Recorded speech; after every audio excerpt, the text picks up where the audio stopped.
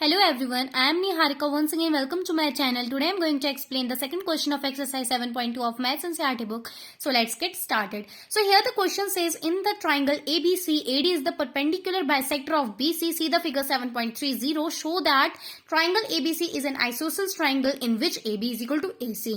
So आपको इस question में ट्राइंगल एबीसी गिवन है, जो आपको यहाँ 7.30 डायग्राम बुक में ही गिवन है, राइट। उसमें क्या दिया गया है कि एडी जो है बीसी के ऊपर एक परपेंडिकुलर बाइसेक्टर फॉर्म करता है। मतलब एडी जो है एंगल ए को बाइसेक्ट कर रहा है और बीसी के ऊपर एक परपेंडिकुलर बना है, राइट।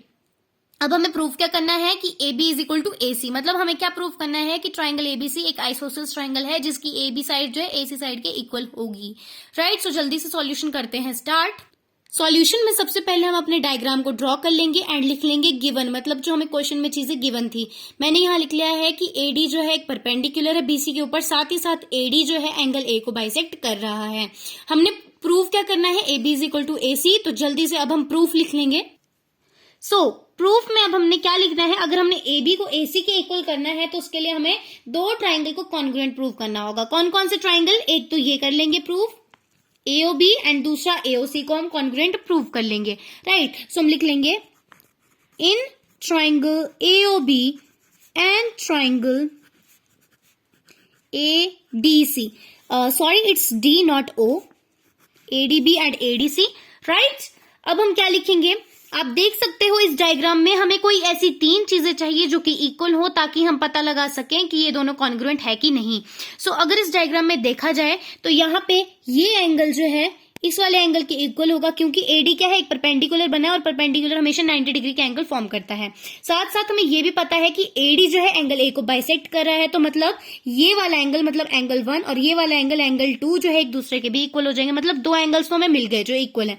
इसको भी हम एंगल 3 नाम दे देते हैं और इसको हम एंगल 4 नाम दे देते हैं, राइट। इससे ज्यादा इजी हो जाता है, ठीक है। अब तीसरी चीज हमें जो चाहिए वो हो जाएगी ये एडी। अगर हम ध्यान से देखें तो आप देख सकते हो कि इन दोनों ट्राइंगल्स के परपेंडिकुलर बिल्कुल सेम है, जो कि है एडी। मतलब इन दोनों ट्राइंगल का बेस सेम है जो कि एडी है।